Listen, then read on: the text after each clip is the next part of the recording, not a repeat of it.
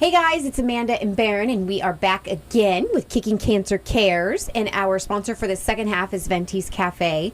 I went there last Monday for lunch, and I did my usual. I like to get the nacho with the vegan cheese with the spicy jackfruit for the protein. But my sister, she got the yellow curry chicken soup with rice on the side, and I think it was like a special of the day, but something that they do very often. Did you taste it? I did. That's a silly question. Maybe the better question is, did you like it? Oh my gosh, it was so good. So that's what I'm going to get next time I go there, because I only had one bite, and it was like, you better take this because I'm going to finish it off if you don't. So it was cool. I love every time I go there, I explore new food items and options that are just so good and healthy for you. Nice. So yellow curry chicken soup with rice on the side. Delicious. And then put the soup on top of the rice. Yes. Oh my gosh, it was so good. Yeah, I can tell you have a whole new favorite here. I do. Okay, sorry. Well, we've had a great conversation with Lyndon Zaitz. For those that missed the first half, please go to YouTube and look for Kickin Cancer Productions. This show will go to any of your normal podcasts on Monday, along with YouTube on Monday. So if you don't get to catch it on today on Saturday, go to YouTube, hit like and subscribe, and help us grow our channel there. But you can also get a chance to see Lyndon as he describes in that first half. Yeah. So just a real quick recap.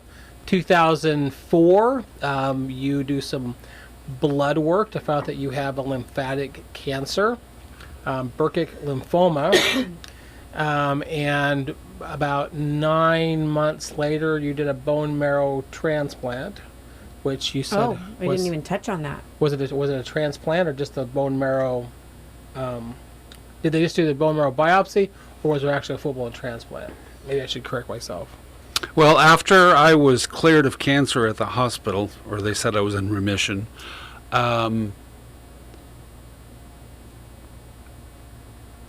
Dr. Tiffany said, well, we'd like you to have a bone marrow transplant. And so that was done up at Legacy Emmanuel up in Portland. Was that painful? No, actually it wasn't. Really? The biopsy is more painful. Really? You would think it would be... No. It's pretty straightforward. Well, it's pretty straightforward. They have to harvest the blood cells, and that's done through the American Red Cross.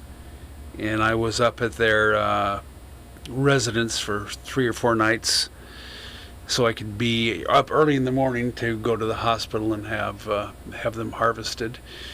And had a great, wonderful lady who did that, and we had a good time. And then they put me in the hospital, and I ended up being in the hospital up there in Portland for 6 weeks. Okay, wow. And that's where things got ugly. Because what they have to do is they have to bomb you with chemo and pretty much destroy your immune system before they put the healthy blood cells back in. Okay. And that's what you mean by it got ugly. Yes. Well, yeah, that's when I really got sick. Yeah. For that thing, because it was just so much chemo. And God. I can tell what you're having flashback memories of that time period. Yeah. And this was for the first round, right? Yeah. Am I right? Okay. Yeah. For the post Burkitt lymphoma. Yeah. But it's interesting, when your immune system isn't working, you become open to all kinds of things. And I looked horrible. I mean, I looked myself in the mirror, and my entire mouth was all black, and it's like, oh, good Lord, I couldn't eat anything. And we've heard that from a lot of people that have gone through the chemo, that it's really difficult to taste anything. Yeah. But when you completely wipe out your whole immune system, I can only imagine, I mean, your body's just, in a battle with itself. But when that happened, I decided that, well, I'm going to be in the hospital for however number of weeks, and I want people to know who I am. Because I had talked to the lady who harvested my blood cells. For some reason, special needs monkey came up. special needs monkey. Okay. Don't know why, can't remember how, but I made a poster for my door. Okay. It said, special needs monkey. And you became the special needs monkey? I became a special needs monkey. Okay. So the doctors and the orderlies and the nurses, they all loved it a lot. So A little humor. yeah, exactly. Exactly. And so I was there, like I say, for 5 weeks. And it was in June. So I'm there in this hospital bed, and I can look out the window and see this beautiful summer day. And it's like, I want to get out of here. So after my blood cells, healthy blood cells were put back in my system, got better, and they finally released me. And my folks came up to pick me up, and the only thing I wanted to do, I said, I just want to go to Soup Plantation, which is a restaurant up in Tigard, which is like a salad bar on steroids. Okay. It's part of the, actually it's called Sweet Tomatoes up here. Oh, yeah. Have you been to Sweet Tomatoes? Yeah. Yeah. Soup Plantation in California.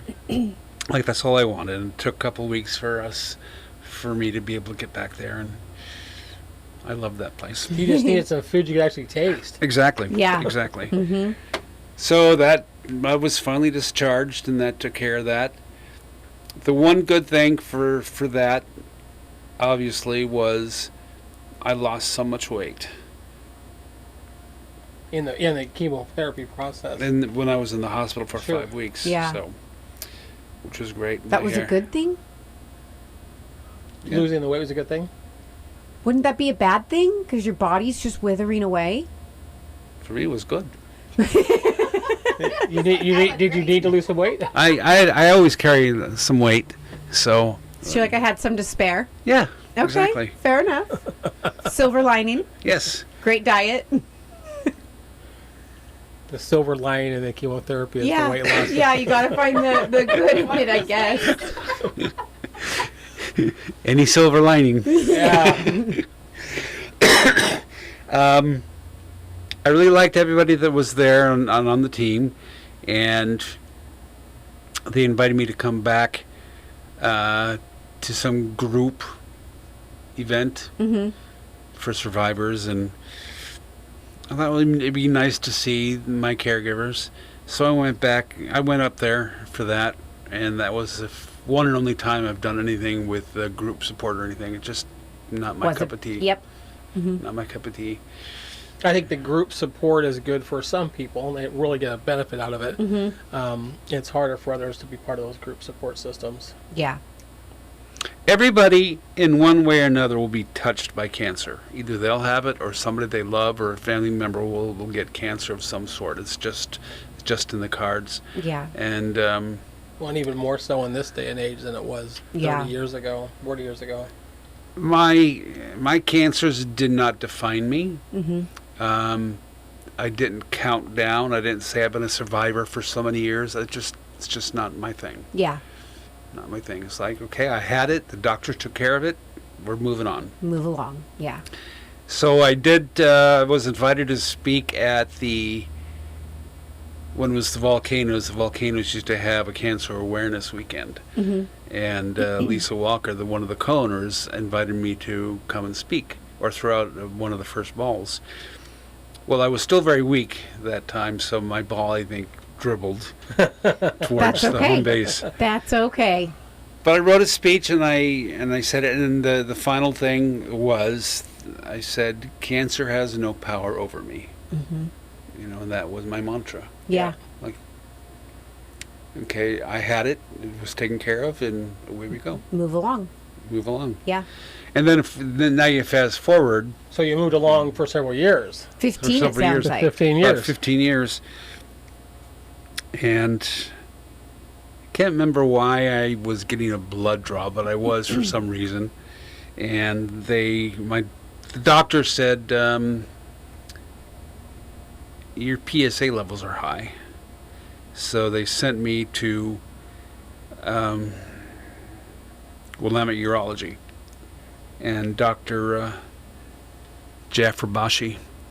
And they did some testing, And I had the choice. The doctor said, well, we can treat this, or we can just take the prostate out. I said, yank that sucker out. Go ahead and do that. Well, and having what you'd already gone through years before, I'm sure the last thing in the world you want to do is go through that whole procedure again. Yeah, you're like, not again, please. Yeah, exactly. And so I went into the hospital, and I was there not very long. They did the operation, and I would go back and see Dr. Bashi like once a week for a while, just for maintaining and seeing how checkups and seeing how things went. I know a lot of men get prostate cancer, but I had no symptoms. The only symptoms they found was in the blood draws when they said that your PSA is high, which counts the cancer of the prostate. And what's interesting is the time frame that you were diagnosed with that is 2019. So that was pretty recent. Yeah, it was 6 years ago. Yeah. You and I hadn't actually met yet at that point, but the Willamette Urology, isn't that down in the Eugene area? no, that's in South Salem on 12th. There's another urology clinic in Eugene, and my wife's father had gotten prostate cancer, and so that kind of meant her. So they had a prostate cancer run down there, sponsored by this urology clinic in Eugene. Oh, okay. And most runs are usually a 5K run or a 10K.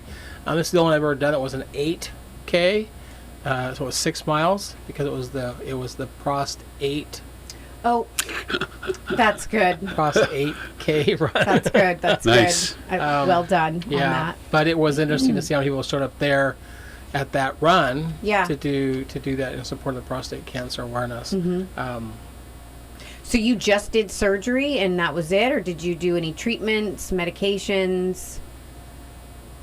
Well, there's a lot of medications with that, but yeah, they did it and just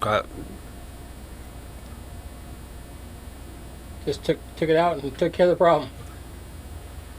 they had the surgical little hands, whatever that's The called. robotics. Yeah. So they went in. I mean, they didn't cut me up or anything. Lipos. I can't. Laparoscopic surgery. Thank Yes. you. Took 3 of us. We did it. We got it figured out. How many people does it take to pronounce? Laparoscopic surgery. We'll be here all day, folks. Try the veal. Once you knew that you had it, did you start to feel symptoms, or it was still okay? Never had any symptoms at all. And see, that kind of plays on the make sure you do your routine checkups and blood work and labs and everything, because stuff like that, you may not have symptoms for it. Yeah. Exactly. That's why I have a colonoscopy every few years. Okay. I've had some colonoscopies, and they found some polyps, and they said just we'll monitor this, and we'll do more. So. Well, and with your PSA count, that's so easy. Just when you do a blood draw, they're going to be looking for those PSA numbers, and are they in range or not in range? What's PSA mean for blood work like that? I'm not sure what the PSA stands for. Okay. I know the P part is prostate. Oh, okay. Google MD. Yeah, we're back to the Google MD here. Okay, no worries. We are not doctors. It's okay. And that is actually a really good point you bring up, Amanda, that, I started doing this 6 years ago. I've learned an awful lot about cancer I didn't know. I don't know all the terminology. I'm not an oncologist. But If you really want to know, there will be a picture of the definition on YouTube. Yes, we'll have it on our YouTube video. Ash does a great what job it is. adding what this is. But PSA is something they're looking for Okay. in the blood draws, and I would guess that yours was quite a bit past what the normal range is for them to be that concerned about it. I don't remember what the number was initially, but once the prostate was taken out, I went back to my radiologist at Dr. William Chance, and I went back to the urology clinic for checkups, and like a couple months later, they said that the PSA was slightly rising again. After you'd already Yes. had this? I said, how can that be? They said, well, sometimes you can't get all the cancer cells out, and so some cells went somewhere. It's somewhere in your body. The PSA test can detect it, but it doesn't say where it is exactly. Right. I mean, it could have gone into a lymph node. It could have still be in the pelvic bed. They didn't know, so I had to do a PET scan and a CAT scan and an MRI, and they still couldn't find it. Really? This is after they went ahead and got the prostate cancer. This was after the surgery to take the prostate out. There was still just some lingering cells around. So then what after they did all the scans and tests? They said, well, let's check this in 6 months. Everything is 6 months. That's terrible. It's like, so you have cancer still floating around somewhere, but we don't know where. But, why don't you come back in 6 months? Well, check it. But it's slow growing. They say it's slow growing, and just keep an eye on it. He said, a good PSA number would be less than like 0.1, whatever that measures. And mine was creeping up to 0.2. Okay. And the doctor said, there's some people with a PSA of 100. Wow. And they're fine. Like, wow, okay. Seems awfully high. Yeah. It does seem awfully high. I don't know, Doc. I'll take the 0.1, please. Yeah. So did you go back in 6 months and get retested, and what was the result? I get retested every 6 months. And so do you still Yeah. currently have cancer floating around unknown area? Yeah, it's just very, very slow growing. Is your PSAs still going higher, or are they maintaining? It's slowly creeping up. Okay. Slowly creeping up. And they can't do like radiation or chemotherapy? That will be, depending on how it continues to grow, radiation would be one thing to do. But they have to identify it first. They have to find it, huh? I've had, like I say, I've had the PET scan and the CAT scan, and they could not identify where these cells were. So do they basically wait for it to get big enough and then rescan you again so that they can visually see it to know where to target? Yes. That's annoying. What a game of Where's Waldo. Yeah. Pretty much. Where's Waldo? Pretty much. That was brilliant. Well, That's frustrating. Like, and come on, where are you? And the hard part is because the lymphatic system is where it started for you. Now you've got the lymphatic system that's been affected, and the prostate cancer is probably in the lymphatic system somewhere. And so it really is a game of where's it going to pop its ugly head again. Yeah. Does it make you feel different? Do you feel like something's not right? No. When you do get sick, are you like, is that you, cancer? Is that you creeping around somewhere? No. I haven't had anything like that. Haven't had any adverse effects or anything that would point to, there's something wrong here. Well, the first time I had nothing. Right. So both times there was no obvious signs there was a problem. Well, the first time was the pain. Shoulder pain. The shoulder pain. Yeah, but not something you'd go, oh my gosh, I have cancer. Right. No. Other than the doctor saying you don't look That's good. kind of... Just take care of it. I'm such a planner, so that unknown would eat me alive, not knowing where it's at, how big it's getting, all of that. Yeah. Well, I've lived my life and I've done what I wanted to do, so it doesn't slow me down, knowing that. Because again, I'm not poor me and why me and Fair. what's going to happen to me. It's like, If you live every day like that, then you're literally missing out. Yeah, and that can be exhausting mentally, Oh, God, yes. emotionally, Yeah. physically, Absolutely. all of the above. Absolutely. So you're a pretty strong person mentally to be able to not have that mindset, because I feel like a lot of people would. I'll speak for myself. I think it would eat me alive not knowing. Google MD in the middle of the night. It would be can't do terrible. this. Yeah, I would struggle with it. All of that could be very frustrating in the process. Yeah, but it could eat the whole situation alive and make it more of a doom and gloom versus a positive outlook, like you do. Depends on the person. Depends on the personality. Mm-hmm. If somebody has a victim personality, they could be diagnosed with cancer of some sort and go like, "Oh my Lord, my life is over." Mm-hmm. That's why you should not, if you feel something, you should get tested, or even take the normal scheduled tests that you should be taking. Mm-hmm. Yeah. Because sometimes you don't feel anything. Yeah. Depends on what it is. I feel sorry for the people who... I was concerned at the very beginning of my cancer journey because you hear about people that are in so much pain. Yeah. Because it depends on the kind of cancer, I suppose. Right. But I never had any pain, the debilitating pain. And I feel really sorry for those people who do. Yeah. Whatever kind of cancer it is, and they're living on morphine because of it. But Yeah. Not a great way to live your life. No, No. not at all. Well, So through it all, you've been pretty blessed. yeah, I would That's say. awesome. Yes. That's so awesome. since 2019, routine checkups, anything other amazing discoveries along the way over the last 6 years?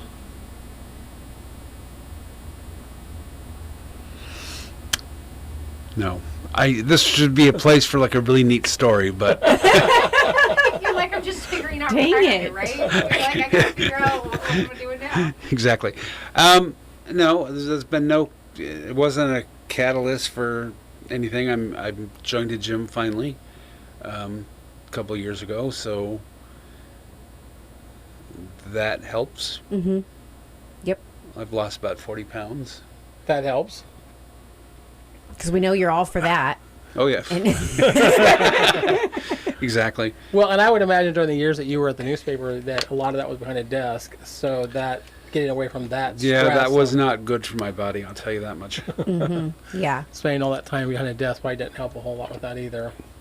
Well, you look amazing and you look great, and I'm happy that you're here and you've had the positive outlook that you have on all of it. I think that's tremendous. Mm-hmm. Thank you. Yeah. I think it was just after the pandemic, maybe it was even during the pandemic that I meandered into the Kaiser Times to introduce myself. And I remember you thinking, "Who are you and why are you why are you at the newspaper?" Because it was during that time period that nobody was going anywhere. Oh, yeah, yeah. And you're like, hello. hello. Here I am. And it was. Mask. and you began sharing your story with me back then, and it was great because it was a couple years ago when we had our honor evening. We had it at the wine place up on the hill out there in South Salem that you were able to be one of our honorees at that one. And then 2 years ago when we had in Kaiser, you came out with the camera and took a few pictures and That's right. did a wonderful write-up, and Victoria Shin spoke at that one. Yes. So you've been kind of following along with Kickin Cancer's journey for several years now. What advice would you give people that are out there looking at any kind of a diagnosis and whatever they're going through? How could we be of support to them? How could they be support to themselves with what you've already gone through? What would be your big advice, Lyndon? Everyone's different. Cancer doesn't have to be a death sentence. The advances in technology and pharmaceuticals has been amazing. I used to call myself I'm a miracle baby because of what I've been through and how I dealt with it. And I said that to Dr. Bud Salmon a few years ago, and he said, everybody's a miracle baby these days. Just because of the drugs that are available and the procedures. The best advice, for me, it was great to say cancer has no power over me, but not everyone can or will say that. Right. Positive attitude in everything is going to be the thing that gets you through. But test when you should be tested. You're not looking for cancer, you just want to be sure that you're not. That it's not there. Yeah. You're not succumbing to it. If something feels off, like my shoulders, it was a third trip to the doctor that he finally took a blood draw, and that's where he found all this stuff. You have to be your own advocate when it comes to care. Nice consistent message here, isn't there? Yeah, yeah. If a doctor says something, yes, you shouldn't just take everything I mean, you don't want to argue with your doctor or your caregivers, but you certainly want to be a part of your care. Yeah. And know what's going on. Well, we really appreciate you coming in. Yes. Sharing your story with us. We're almost out of time here, but big shout out to Ventes, right? Yes, thank you so much for coming in and sharing your story and your humor. I enjoyed it. Huge shout out to Ventes Cafe. They have absolutely amazing food, wholesome food, vegan food, vegetarian food. They have something for everybody, especially if you're trying to eat healthy like myself, but also have kids that like to eat naughty. So it's a win-win for everybody. So definitely go check them out. And we will be back next week as the movement continues.